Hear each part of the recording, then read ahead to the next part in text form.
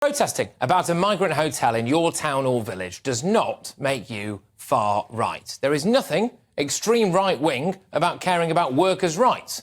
One of the most underreported scandals of this whole migrant hotel fiasco is how many workers have lost their jobs in order to accommodate these people. These hotels have ordinary staff, they have restaurants, they have leisure clubs. The people who work there, no doubt to support their own families, get called into a meeting and told that they're losing their jobs with just a few days' notice. And I spoke to a chap called Lee earlier, who is protesting about an asylum seeker hotel in his town of Kegworth. And he's worried about how many people have just been rendered unemployed. Employees that were there. I mean, there's Marco Pierre White's. That was there. There was the escape rooms that used to operate from there. And it's just to turn around and tell all those people that, you know, I'm sorry, but come Friday, you're out of work. Well, that doesn't sound particularly far right to me. And if we apply what Lee has just said right across the country, how many thousands of people have been sacked to accommodate people who've just come across the channel? You know what else isn't far right?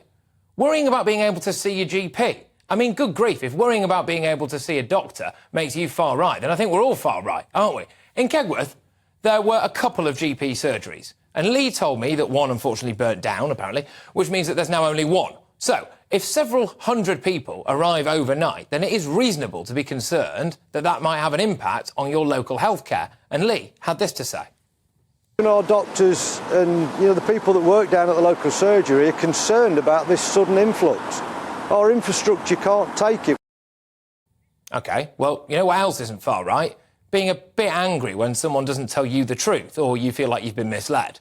Like when hundreds of people are suddenly plonked in your local area without any warning, and then you're told that they're all genuine asylum seekers from Afghanistan, which I think a lot of people are very sympathetic towards, by the way, because Afghanistan is completely under Taliban control, only for you to then find out that there are also people, allegedly, from places like Egypt and a whole load of other possibly safe countries. Here's Lee again. Nobody knows where they've come from. We're told in one breath that they're from Afghanistan, and then we're told they're from Somalia, we're told from Egypt. We just don't know. You know, I'd like to tell those people that are saying that we're far right and we're racist. We're not. We're just a small, concerned community. Again, I think that's fair enough, isn't it? It's not far right. And you know what else isn't far right? Caring about basic public safety. It's not far right to be concerned that adding hundreds of young single men of mysterious backgrounds to a town with a population of just a few thousand might present some risks. Let's bring Lee back on. It's a big frightening thing for pensioners and school children and teenagers. The whole village is just in a state of shock over this.